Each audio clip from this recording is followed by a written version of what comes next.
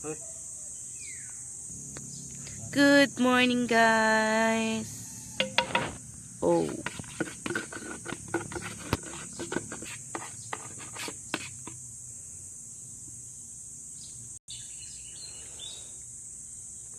Hey guys, medyo matagal-tagal na talaga from the last vlog na na-upload namin. Ilang months na ba? Sobrang busy. Pero here's a quick update. Ganito na yung itsura ng mga plants namin ngayon. Ayan, tingnan nyo yung net. Medyo butas pa. Pero okay guys kasi 'di ba naputol yung mangga namin sa mga naka-follow sa amin or naka-subscribe sa amin. Ayun, tingnan nyo, wala na ang mangga.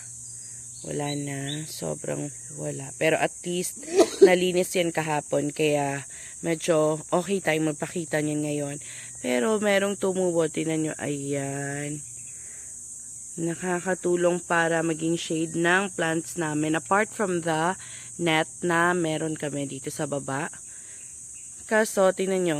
Kahit medyo butas yan. Dahil yan sa ulan. Or baka merong natanggal, nakakabit kasi itong ganyan para sarado.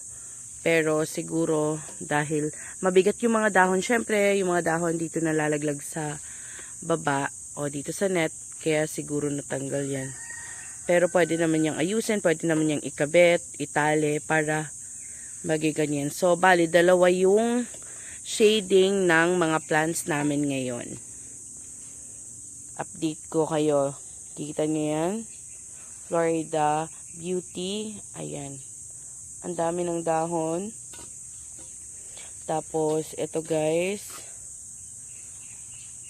Variegated Orlando. Tapos, ito guys, yung blizzard namin. Ayan. Yung bilitay namin. Ayan, yan talaga yung itsura kapag yung pot, nako, ganyan lang. So, hindi naka-close yung mga stems nila. Ayan. So, dapat kasi talaga pahaba yung pot na yan para hindi, buhaghag tingnan, para closer. Tapos, ganda, diba? Super beautiful. Variegated. Yung variegated jungle fever namin, ayan, oh. Sobrang laki na. Naka-upload yata ako nito nung bagong bigay to. Pero sobrang baby pa nung time na yon. Dito na siya sa amin lumaki. Of course, super thankful kami kasi hindi siya palaging nadidisturbo eh. Kaya ganyan. Maliit na nga yung pot niya and yung ibang mga roots lumalabas na. So, hindi na kami nagkakaroon ng maraming time para dito kasi may klase si Daddy every Saturday and Sunday. Kaya, syempre, walang nakikialam dito sa garden. Ayan, yung variegated sensation. Surprise! Ang lalaki na nila. Tignan nyo guys, ang haba nilang body. Due for cutting na. Pero parang hindi dapat tayo magka-cut-cut ngayon kasi nga maulan, diba? So, kami pa naman hindi namin pinapaulanan yung mga ganito kapag pinuputol.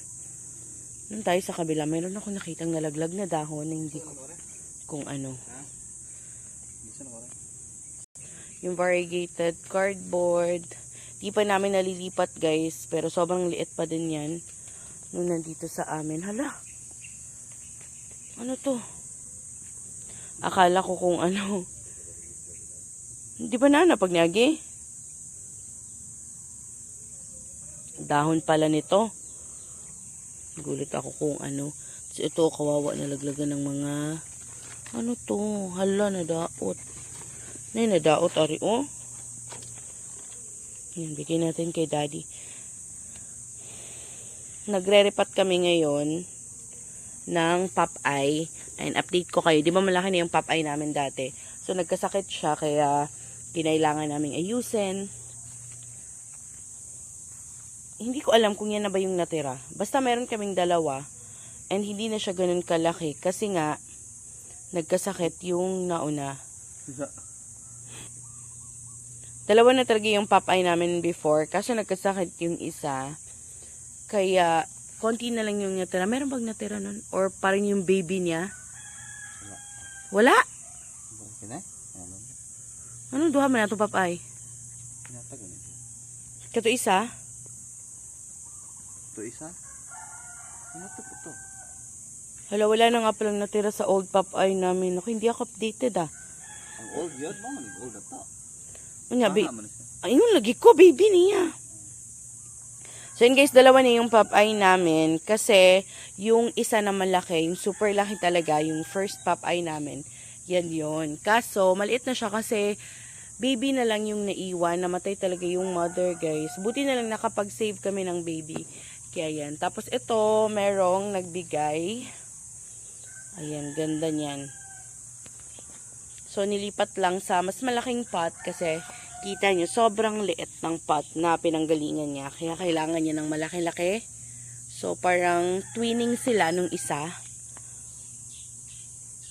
Uy, ayun na naputla.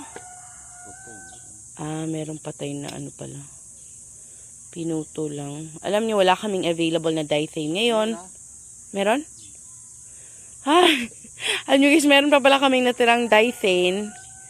Kaya confident siyang magputol-putol ng mga ugat. And kita nyo. Ganyan na yung itsura. Yan yung mga natira. Yung sa mga diethane na meron kami before. Tapos yun na lang yung potting mix. Kasi nga hindi kami nakapag-order. Wala sa plano talaga to. Nakita lang namin nakawawa. Kasi kahapon, nagpaano kami yung nagpamawer kami dito. Kasi sobrang dami na ng mga damo guys, as in matataas pa. Kaya ayan, dahil maayos na siya ngayon, napansin na itong mga plants dito kasi everyday na talaga nag-work, si daddy din nag-work, tapos on Saturdays and Sundays meron pa siyang klase, kaya ganun. Aray ko, hala, ito yung bilitay namin na maliit. Meron pa ding bilitay doon sa kabila. Ayan, zoom in ko lang. Mazu-zoom in ba? Ayan, yung bilitay sa kabila, pwede na rin yung i-cut, ihiwalay dun sa mother plant. Pero, dahil nga wala pa kaming potting mix, wala pa kaming magagawa dyan. So, baka makapag-order kami. And, mabigyan ng time yan. So, ito naman yung iba. Hala, kawawa naman itong dahon to. Hala, may uod dito. Kita nyo, kapag nakakita kayo ng ganyan, possible na may uod. Pero baka namatay na yung uod o nasaan na. Hindi niya naubos. Ayan o. Tayan ang uod guys. O baka lumipat somewhere. Wala naman. Meron kami kasing isa dito na kinain talaga nung nakaraan. Pero hindi ko na siya makita ngayon.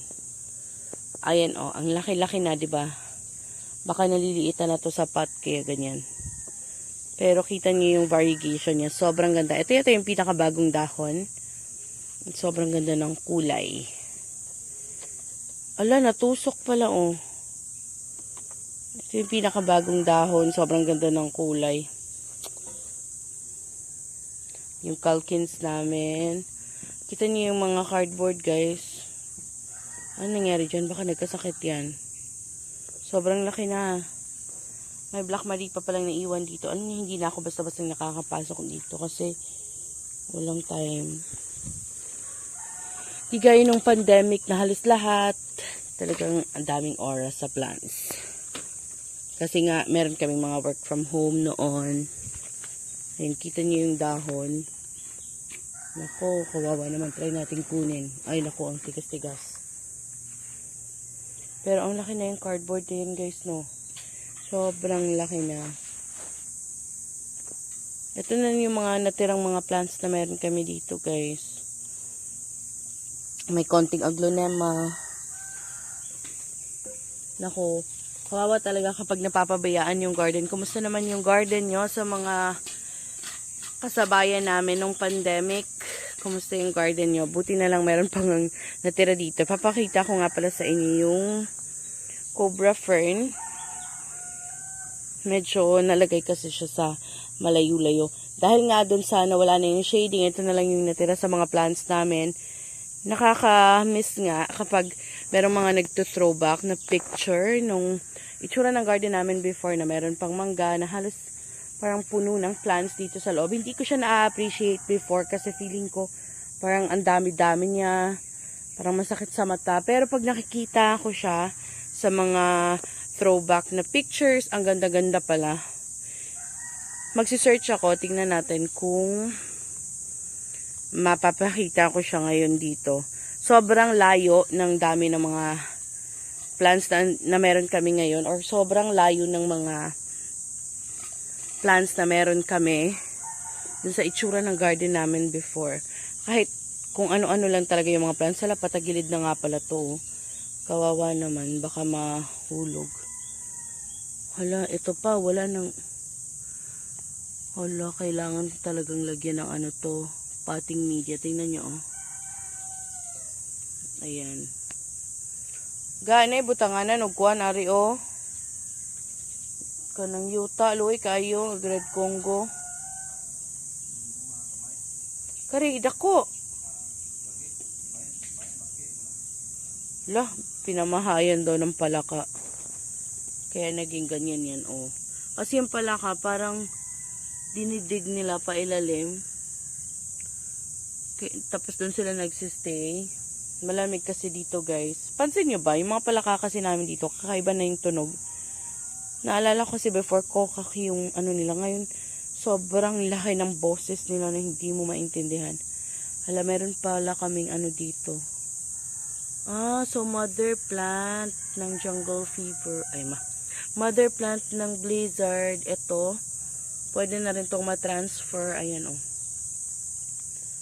Sana magkaroon kami ng time ulit. Kasi kahapon, brown out. Tapos, walang pasok si daddy. Kaya, nakapagbantay siya dito na minamawer to. Ako din kasi nung nakaraan, guys, nag-aral din. So, ganun lang kami. Parang salitan lang. Kaya talagang walang makakatutok dito. So, yan pwede na yung makat. Yung jungle fever, oh. Ay, kita nyo yung cobra fern, oh. Ito na siya. Mas gusto nyo yung ganito, guys. Yung nandito siya sa loob.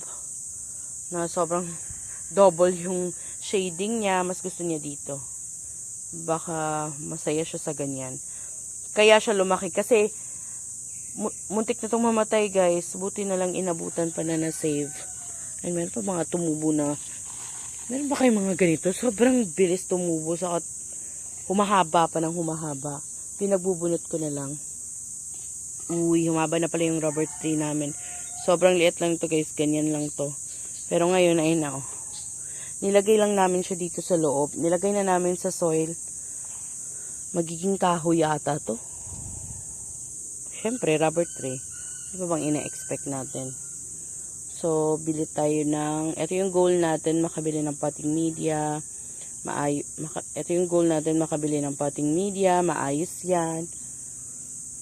Tapos, hopefully, pag nagka-time, ma-arrange to. So, kailangan pa munang tapusin ni daddy yung testa niya. Di kasi pwedeng ako lang dito, guys. Kasi, sigurado naman ako, pagdating niya, maraming corrections. Ayoko. Naiinis ako. Ano yan?